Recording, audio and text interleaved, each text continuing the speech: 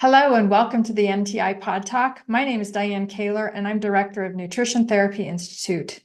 Join me as I talk to interesting people in the field of health and wellness, food and farming, and anywhere else we find conversations that matter to our community. By listening, you'll learn a little about NTI and a lot about the things and people around you that make a difference for your wellness. Welcome and let's get started. Hello, everyone. Welcome back to another edition of the NTI Pod Talk. My name is Diane Kaler.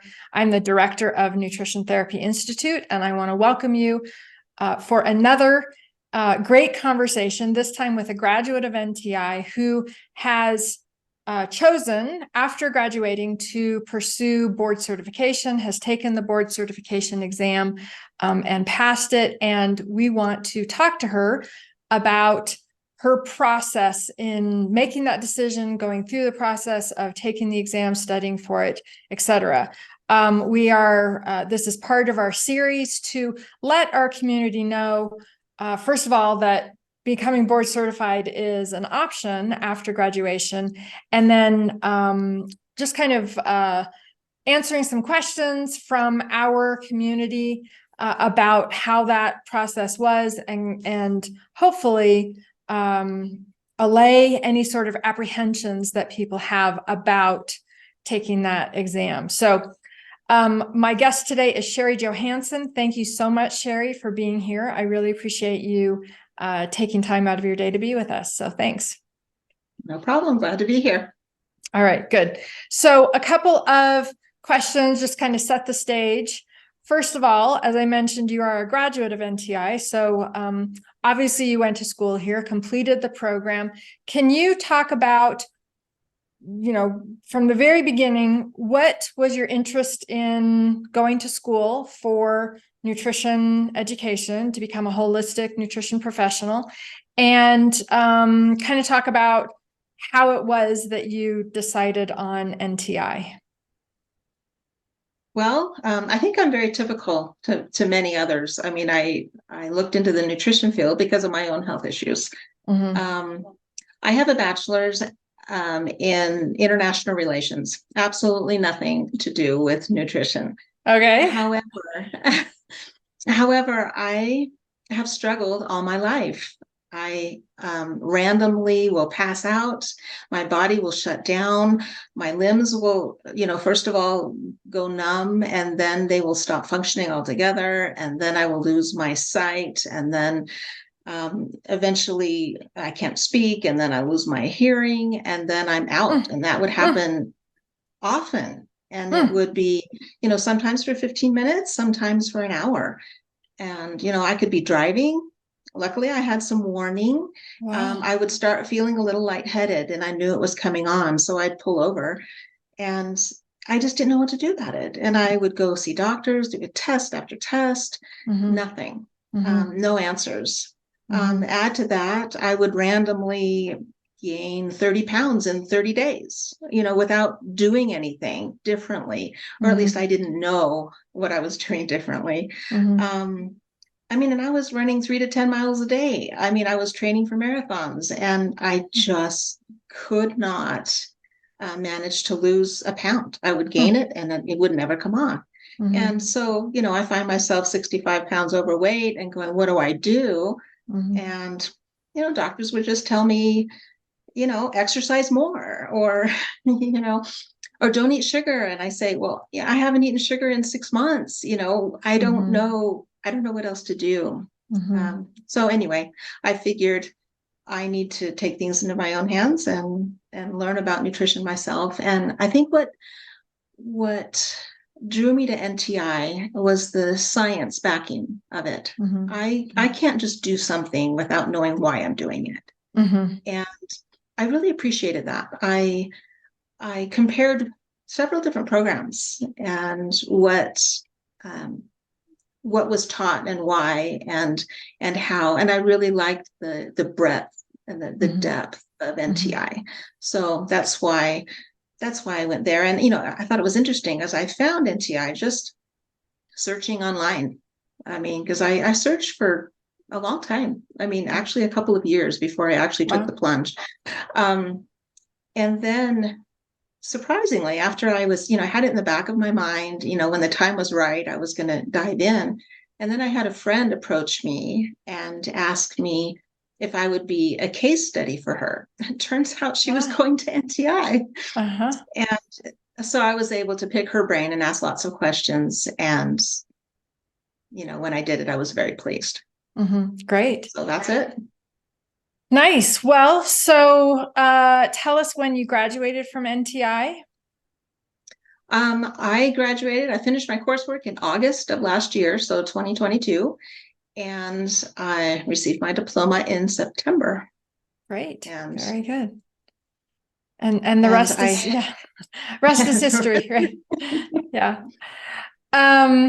All right. So I would like to talk about kind of what you're doing and how you're applying your education, but let's wait until we talk about the board certification. So after graduation, you decided to pursue board certification. Can you talk about why you wanted to take on this optional work of prepping for an exam and taking an exam? Because, just to be clear, being board certified is not required in order for you to practice as a nutrition professional, but it certainly gives you a higher level of credibility, and it certainly is a mark of a distinction in the field of holistic nutrition. So talk about why you wanted to become board certified. Well, like you mentioned, I did think of all those things. It's like it's added stress. There's a cost to it. I don't have to do it. And besides that, I have to, give it away. I'm 61 years old. I don't have decades of a nutrition practice ahead of me. I hope I have decades of life ahead of me, but I don't want to be working all of that life. And yet I couldn't feel complete unless I finished it. It was just always in the back of my head. I had to do it. It was almost like a stamp of approval. I know it's not necessary, but it gave me the confidence that I needed. I knew that NTI was a good school. I knew that my education was thorough and enough. Well, I shouldn't say enough because we're always learning. Yes. But it was certainly what I needed to get started. And yet I somehow needed to satisfy that validation, that need for validation. Because, it's not enough for just me to know that NTI is a good school or you to know that.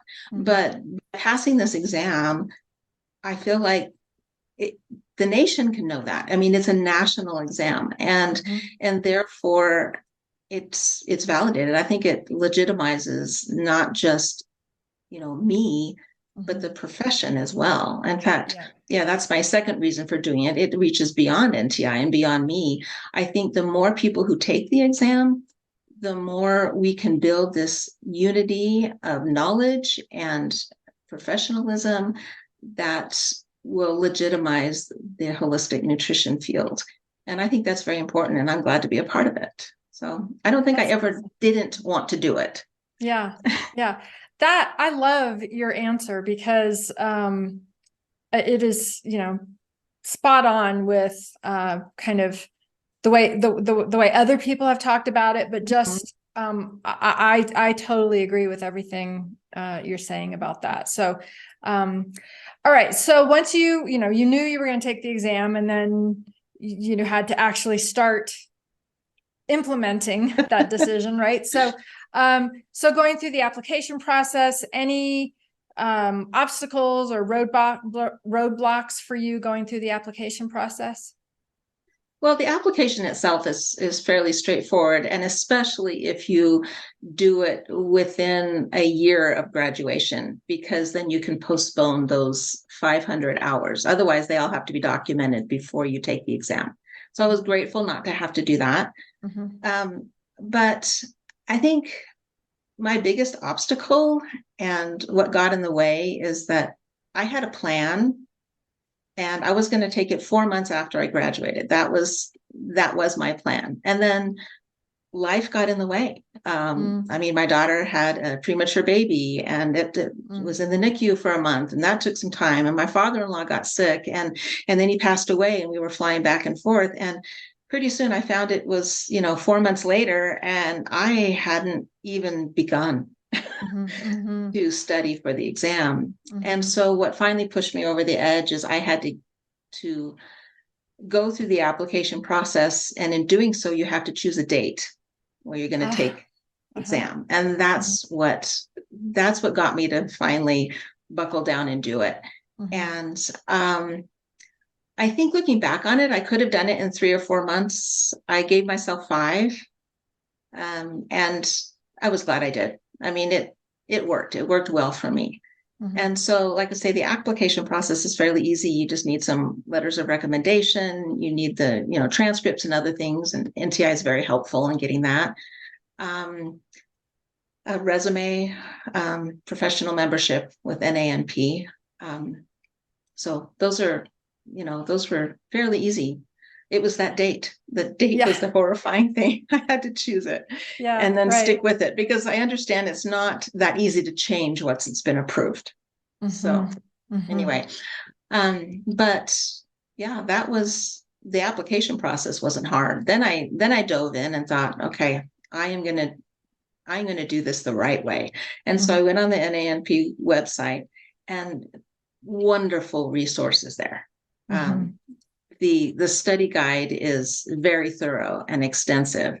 And the list of books that they recommended, I had some, and I had read many, but there were a few that I didn't have. And I must say that, the one on nutrition counseling, and the one on research, and the Encyclopedia of Natural Medicine, those 3, I don't think you'd want to take the exam without really delving into those books, because I think many questions on the exam were directly from there.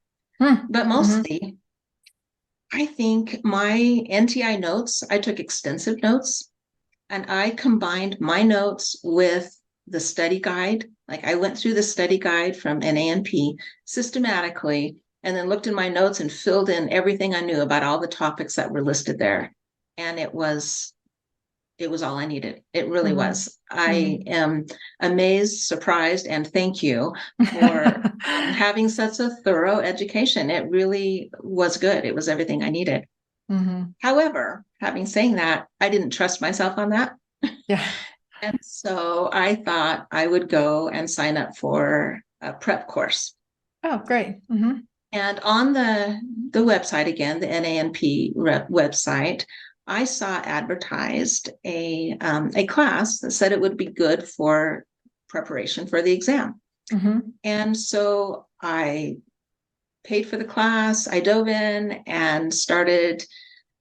Well, I was about a third of the way through the class, and it was fabulous information. But I thought, this is not going to help me. This isn't helping me at all. I mean, it was very broad, covered a lot of topics, but it wasn't specific enough for the exam. So I postponed that, put it aside, later finished it and used that for CEC credits. And that was good. Yeah, right. But I don't know, it wasn't what I needed. And so I looked more, and I found online just little Quizlets, and they were helpful. And NANP has a few questions, practice questions as well, and they were helpful, but I didn't think it was enough. So I looked more, and I found another prep course that had several practice exams, full-length practice exams that I could take, and I thought, that's what I need. And I found that through EHI, which is another school. And I appreciated the practice exams, and they helped me gain confidence. But all said and done, the information on those practice exams did not help me as much as my notes from NTI. They really didn't.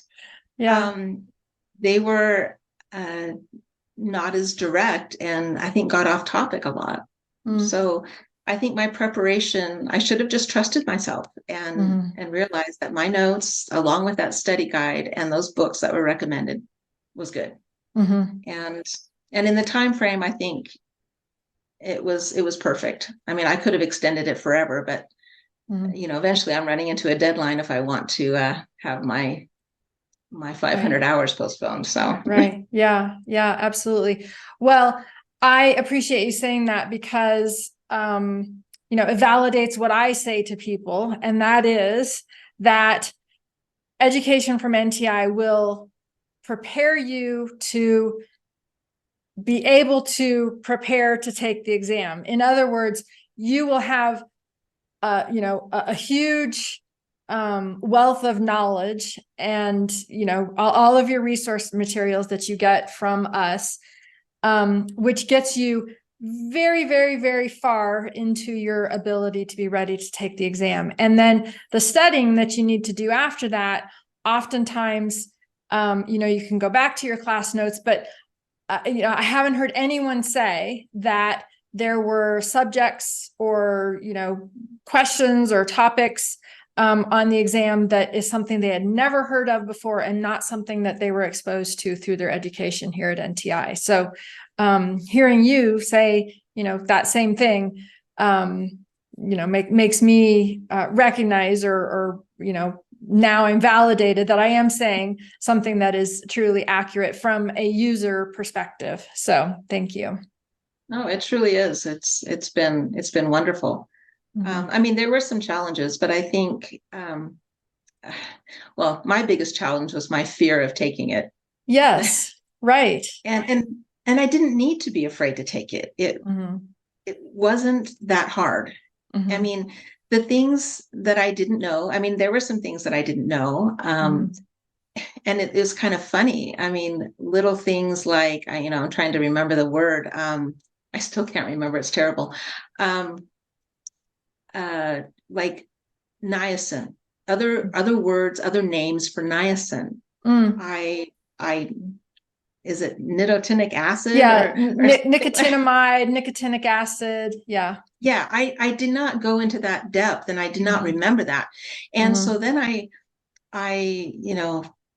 kind of got all flustered with it because I'm thinking, okay, is it niacin or are they trying to fool me and it has something to do with nicotine? Because I mean, yeah, it was, I just didn't know. And I didn't pay that much attention to those specifics. So I think, I would do that.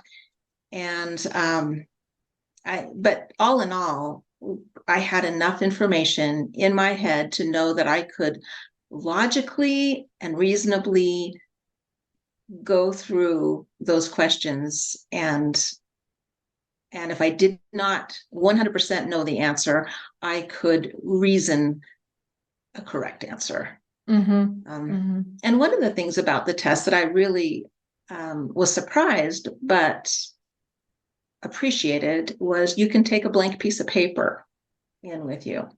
And so I would jot down questions to myself. And it helped me through the reasoning process on those questions that I wasn't sure of. I also appreciated on the exam that you could mark the questions that you weren't 100% sure of and then go back to them easily. And I did that several times. At first, I was marking everything. I mean, unless I was exactly 100% sure, I would mark it. And then I thought, well, that's ridiculous. I've marked, 3/4 of the test. And then, so I went through it again and I thought, okay, I really do know that. I'm just not being confident. And so, I narrowed it down to about maybe 17 questions. And then I was able to use the knowledge that I had to reason through. And it worked. It was really good. Yeah, that's great. So was there anything about the actual taking of the test online and, having this proctor that's watching everything you're doing, like anything about that created any kind of anxiety, or were you just completely calm for the actual taking of it?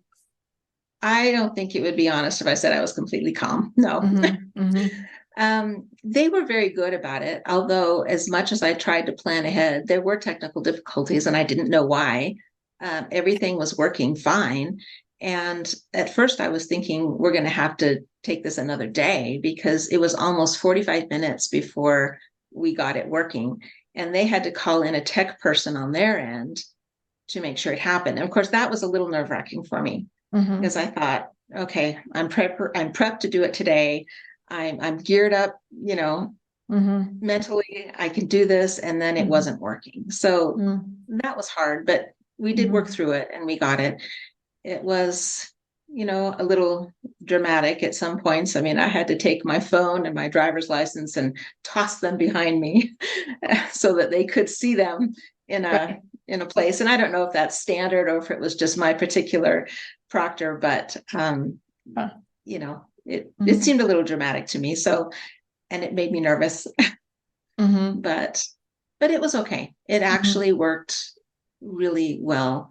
Once I got into it, it was fine. Great. Good. And you passed. And I did. Oh, yes. And there's a little trick. I don't know if everybody knows this, or maybe I'm just up in the night, but, on the NANP website, it says, you'll be notified in 2 to 3 weeks, whether you passed or not. And you don't get an actual grade. You just get a pass or fail. Well, when I finished my exam on the proctor site, I didn't disconnect right away. I hung out for a minute, and I don't even know why. I think I was thinking or breathing or, just trying to take it in, but I didn't connect. And then pretty soon a little button popped up and it said, view test results. And I thought, what? Wow. And I pressed it and voila, I had my exact score, how many questions I got right, what percentage that was, and broken down by domain. So I had, of the 5 domains, I knew how many questions I had gotten right in each one and the percentage. And I thought that was very helpful and took a load of stress off having to wait that 2 or 3 weeks. So like I say, I don't know if that's common knowledge or not, but I stumbled on it and it was fabulous. Yeah. Well, breaking news here, right? Yeah, because I haven't heard anyone else say that. So that's a great tip. Because I have talked to graduates who've taken the exam and they're in that 2 to 3 week period, like, am I going to pass? Am I going to pass? So that's really good.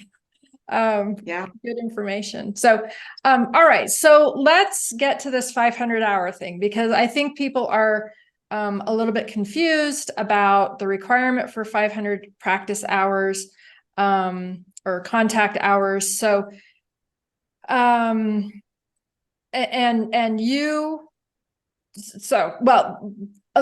just say what I know. First of all, if you take the exam within a year after graduating, they recognize that you may not have 500 contact hours, because if you just graduated, you may not have been had the opportunity to work with a lot of clients. So they waive the requirement to already have the 500 contact hours to take the exam. So you can take the exam and then work on getting those contact hours after you complete and finish the exam.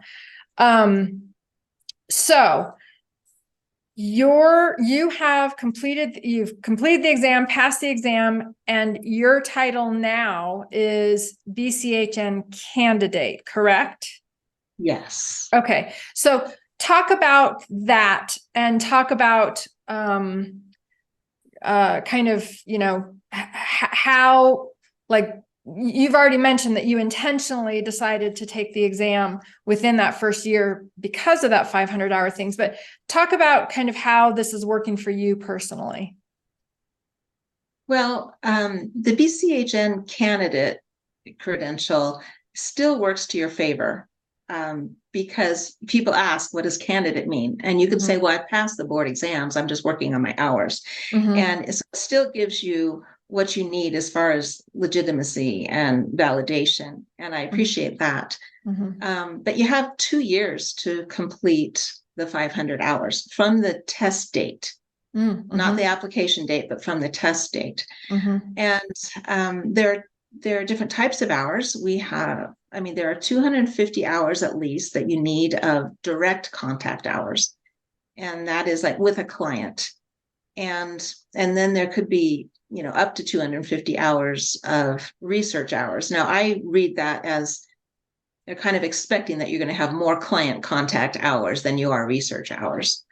But I suppose if you had to, you could, split them 50-50. But so my plan, I had a plan, and I realize now that the plan was not very good. So I've switched. My original plan was, as soon as I finished the exam, I had 3 different places lined up where I could go in and shadow, kind of like an externship. And I was going to go shadow and learn in areas that I wanted to learn in, areas where I felt deficit. And I had found some good, solid professionals who would take me in. Unfortunately, and for very valid reasons, all 3 of those fell through.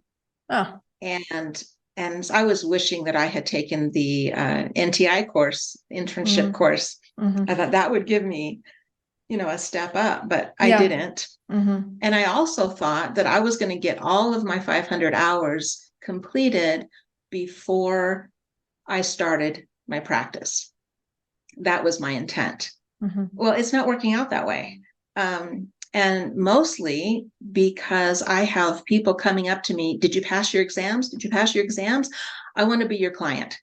And I had so many people asking me, I thought, well, this is dumb. I'm on the wrong course. I should just start getting my hours now. I can. And so now I do. I have a handful of clients. I had to, quick put together, get my liability insurance and claim my business with the state and things. But I knew how to do that because of my NTI class. Thank you. And now I do have a handful of clients, and I am not only earning some of those hours, but I'm also earning some money along the side. Sure. So that's helpful. What we need to know, though, for those hours is that we have to keep a detailed log of everybody and the times that we meet, the hours that we meet.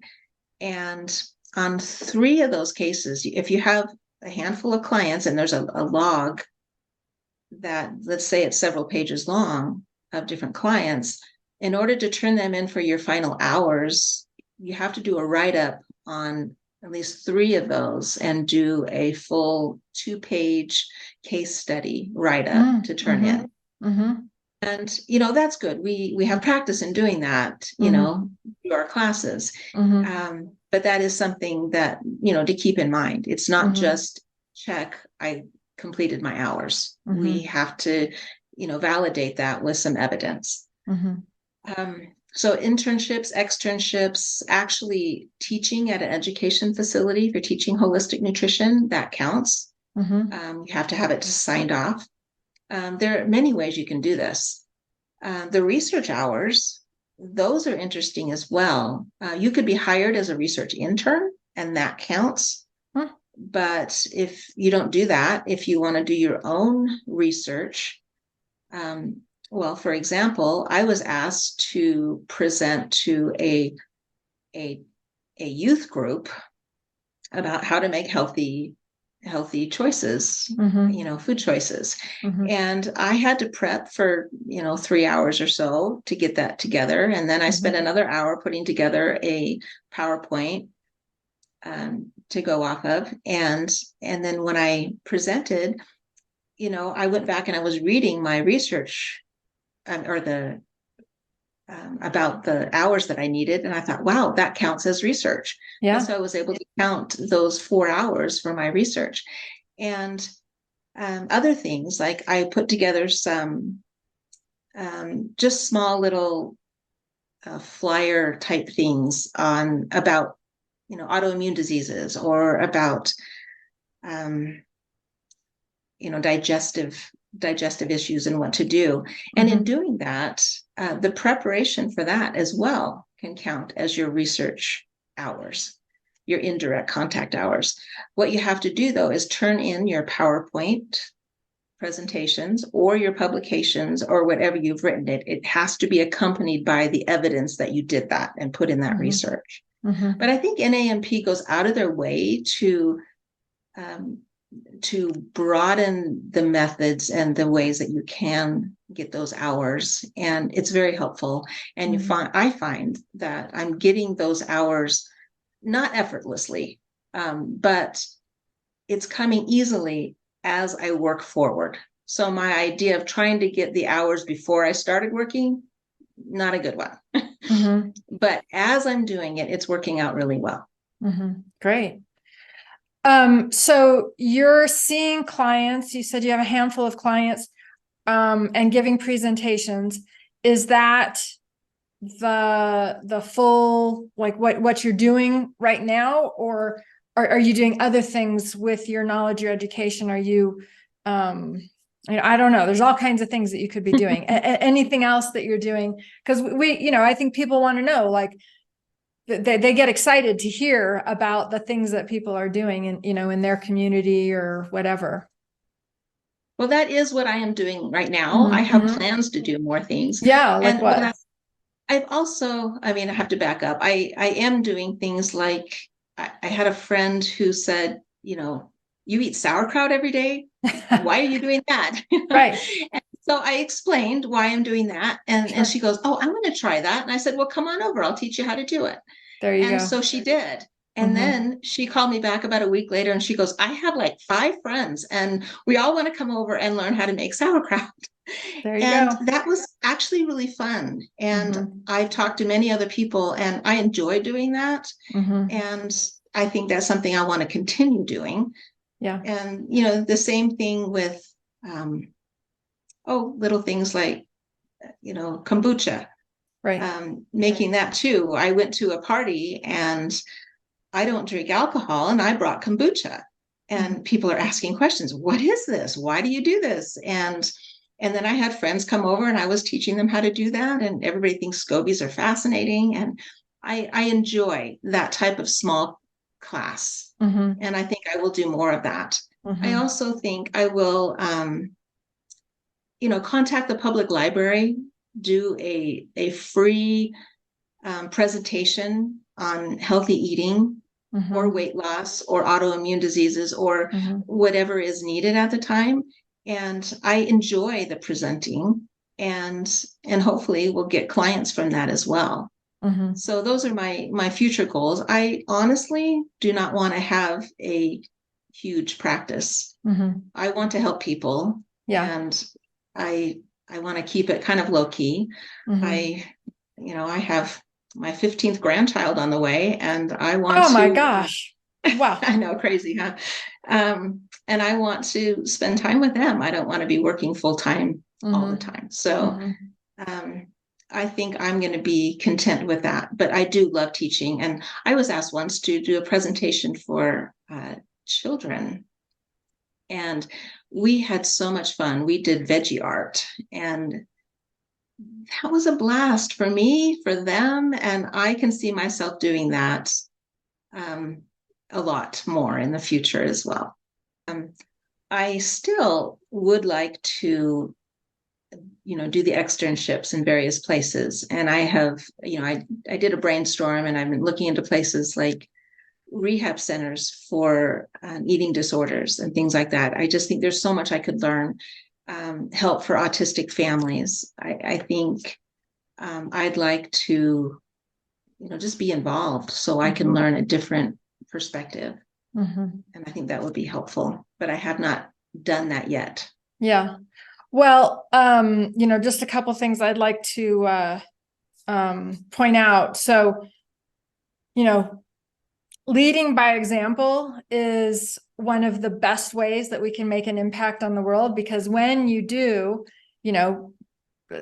when people see how you live your life and what you eat and all those kinds of things, they get curious and they ask questions. And that is often, a very good way to get opportunities to, as you say, teach classes. And then they have a friend that has a friend that has a friend that suddenly is putting on an event and they need a guest speaker. And they're like, oh, I'd like to have someone come talk about nutrition for brain health or whatever.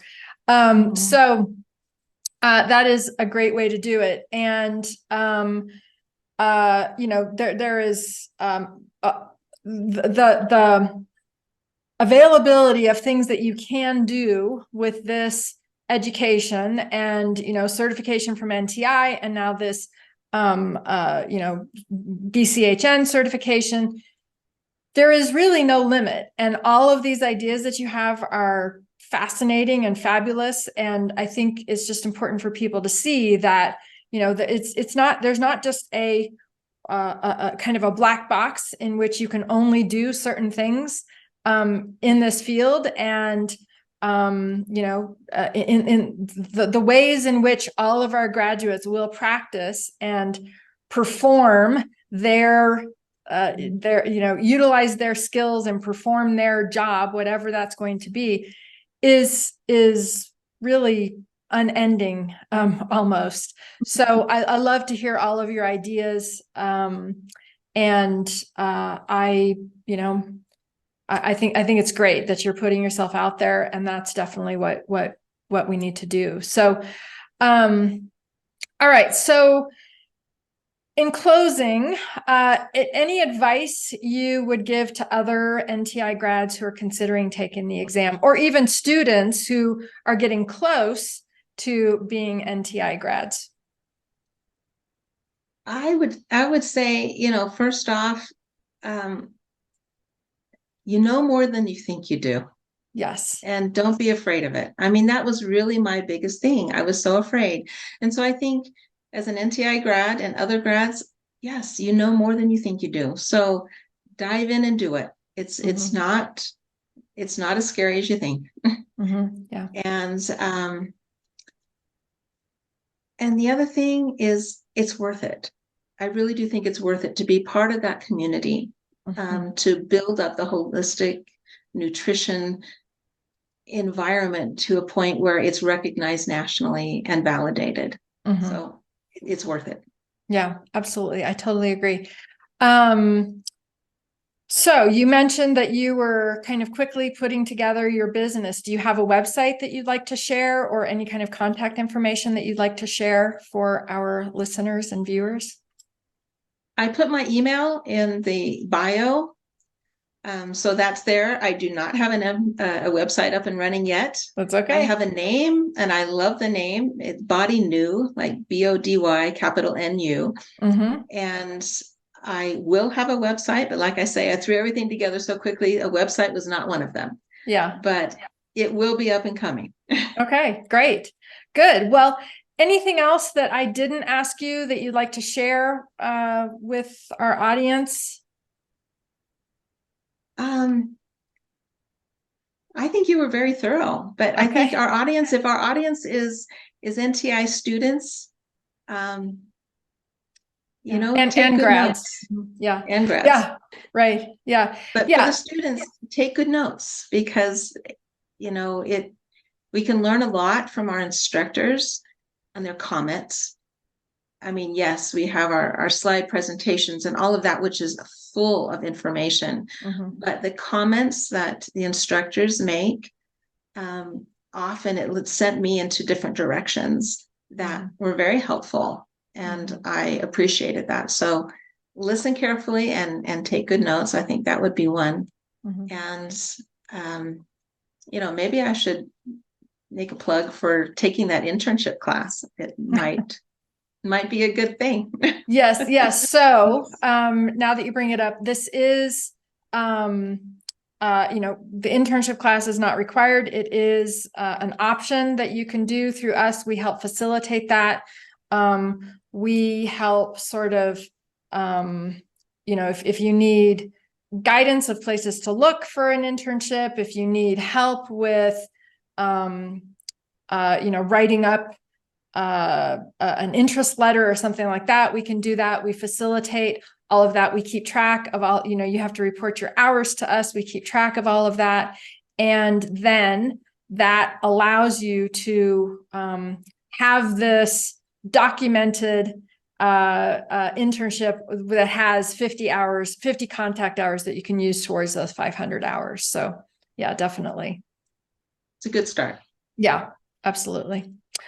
All right. Well, Sheri, it has been a pleasure speaking to you today. Thank you so much for sharing your story and your journey on the, going through school and then taking the exam. It was really nice to hear from you. Well, thank you for the opportunity. I appreciate it. Absolutely. Hi, Diane Kaler here again. If you found this conversation interesting and haven't already become a student at NTI, check us out at ntischool.com. We hope to see you soon.